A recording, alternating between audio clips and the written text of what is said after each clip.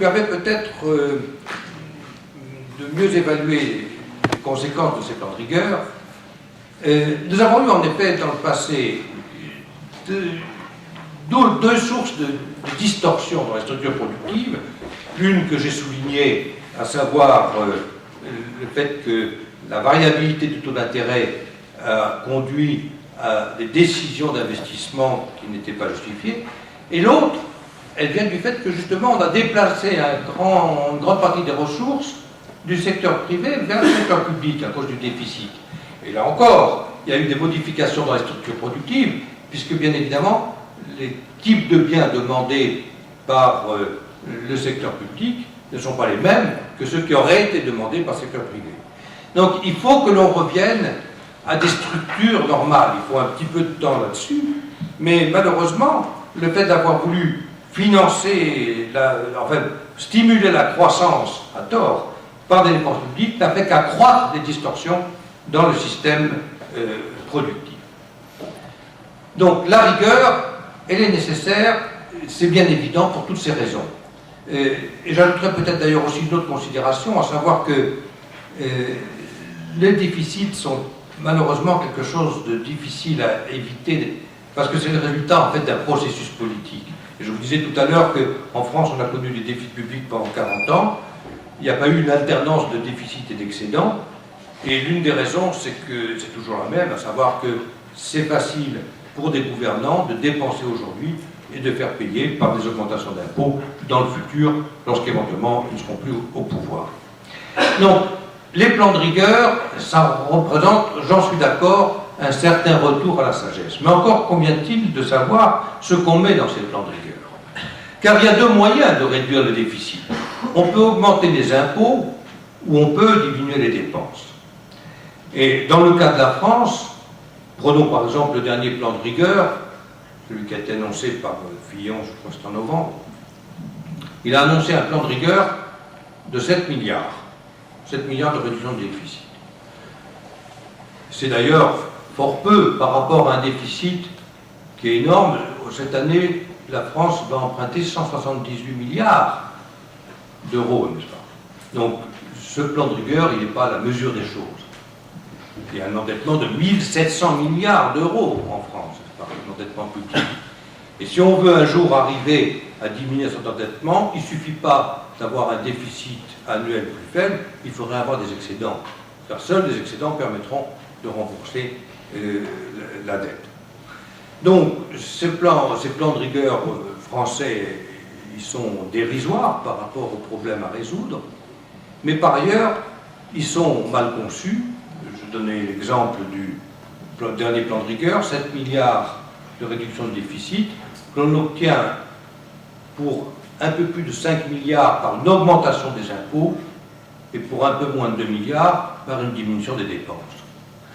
Or, l'augmentation des impôts, qu'est-ce qu'elle va faire? Ce que j'ai décrivé tout à l'heure, cette double destruction des incitations, on continue dans le mauvais sens, on détruit un peu plus les incitations productives.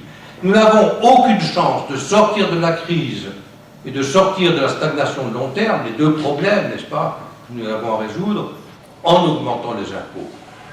Nous avons un pays, la France, où il y a déjà des dépenses publiques qui représentent 56% du PIB. C'est, je crois, le taux le plus élevé du monde. C'est quelque chose de considérable. L'urgence, c'est diminuer les dépenses publiques et diminuer les impôts. Vous l'avez peut-être lu d'ailleurs ces jours-ci dans la presse, au Royaume-Uni, Cameron a décidé, malgré la rigueur, de diminuer la tranche supérieure de l'impôt sur le revenu, parce qu'il sait bien que c'est dans cette tranche que se trouvent en partie ceux qui sont les plus innovateurs. La politique de rigueur qui repose sur l'augmentation des impôts, elle va brider la croissance, et donc même du point de vue de son objectif, qui est de réduire les déficits, elle risque de ne pas amener au succès, parce que vous avez tous entendu parler de la courbe de Laffer, n'est-ce pas? La courbe de Laffer consiste à dire que si on a un taux de prélèvement qui est assez élevé, c'est le cas de la France bien sûr, eh bien une augmentation supplémentaire du taux de prélèvement obligatoire détruit une partie de la matière fiscale Et il se peut donc que les rentrées fiscales soient plus faibles avec des taux élevés qu'avec des taux qui sont faibles. Alors, et j'en terminerai par là, dans le titre de cette intervention que vous m'avez demandé, il est question de l'efficience des plans de rigueur, mais aussi de leur justice. Alors, c'est un problème très délicat, le problème de la justice dans un plan de rigueur, tout au moins, parce que tout d'abord, il y a deux conceptions de la justice. Il y a la conception à laquelle les libéraux adhèrent, l'idée selon laquelle est juste un système qui respecte les droits de propriété.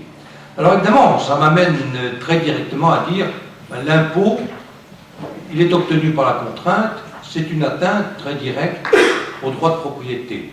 Donc un plan de rigueur qui repose sur l'augmentation des impôts, il est profondément injuste puisqu'il porte atteinte à la propriété. Et puis vous savez bien qu'il y a une autre conception de la justice, à savoir la justice distributive, et chacun d'entre nous peut avoir des idées totalement différentes de ce point de vue-là sur ce qui est juste et ce qui n'est pas juste. Alors on se trouve évidemment maintenant dans un débat qui est sans solution sur le partage de la rigueur. Alors est-ce que ce sont les actifs ou les retraités, est-ce que c'est les pauvres ou les riches, etc. Par démagogie, pratiquement tous les gouvernements à travers le monde prétendent qu'il faut que les riches prennent une part importante du fardeau. Il n'y a pas de justification ni morale ni pratique, bien évidemment, à cette idée. Et l'une des conséquences que l'on obtiendra, bien évidemment, c'est la diminution de l'esprit d'entreprise, l'exil fiscal, etc. Et par conséquent, à terme, on s'éloignera encore de l'objectif consistant à revenir à la croissance. Et je suis toujours, pour ma part, gêné par cette idée qu'il faut que chacun prenne sa part de la rigueur, car les citoyens ne sont pas responsables, malheureusement, des erreurs considérables qui ont été faites par les politiques économiques, par les hommes politiques dans leur politique économique. Et donc, il est difficile, évidemment, de leur demander un fardeau supplémentaire. Nous avons un problème particulièrement difficile, peut-être d'ailleurs en France, parce qu'il est évident que si l'on veut réduire de manière importante la dépense publique, eh bien, il y a une variable de flexibilité qui manque en France, qui est l'importance de la fonction publique. Elle s'est accrue considérablement dans les dernières années, elle est très élevée. Or, la fonction publique repose sur un principe, à savoir l'emploi à vie. Et donc, même s'il y a un excédent de salariés, eh bien, il est impossible de les licencier. Ce qui est possible, bien sûr, dans une entreprise privée. Alors, vous me direz, mais oui, mais licencier des gens, c'est grave, dans une situation où il y a déjà du chômage, où il y a beaucoup de gens qui ont des difficultés. Bien sûr, j'en suis d'accord. Mais imaginez que nous soyons dans une situation de plein emploi. Et cette situation de plein emploi, elle existerait si nous avions un interventionnisme étatique beaucoup plus faible, bien évidemment. Eh bien, le problème, il ne se poserait pas vraiment. Souvenez-vous, au début de ce siècle, lorsqu'il y avait aux États-Unis un taux de chômage qui était de l'ordre de 4%, même moins que ça, je crois qu'il a atteint 3,5%. Les entreprises se battaient pour garder leurs salariés, parce que les salariés savaient très bien que s'ils quittaient leur entreprise, ils trouvaient facilement un emploi plus agréable, mieux payé, etc.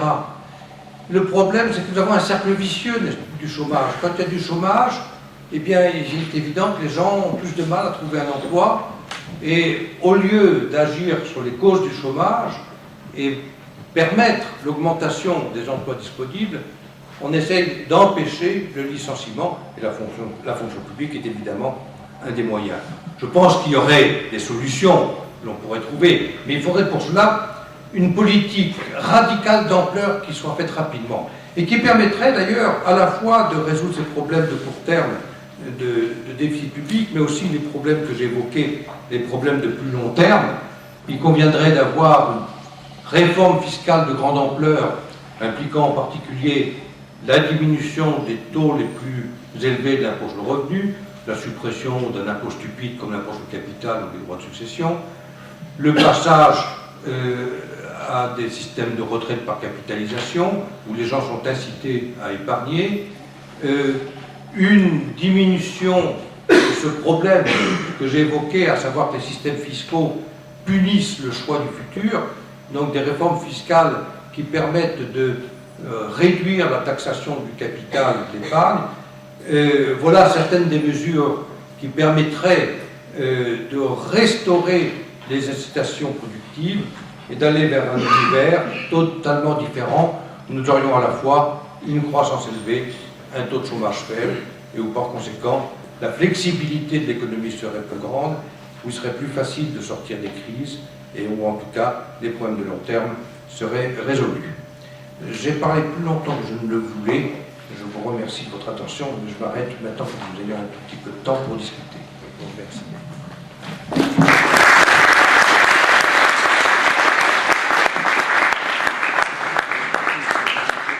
Merci Pascal. On a une demi-heure à peu près devant nous, si vous le voulez bien, en essayant de respecter une règle du jeu minimale qui consiste effectivement à poser des questions courtes et pas chacun à raconter sa vision de la crise. Je comprends que beaucoup des propos vous aient étonné, ils n'étonneraient pas dans d'autres pays.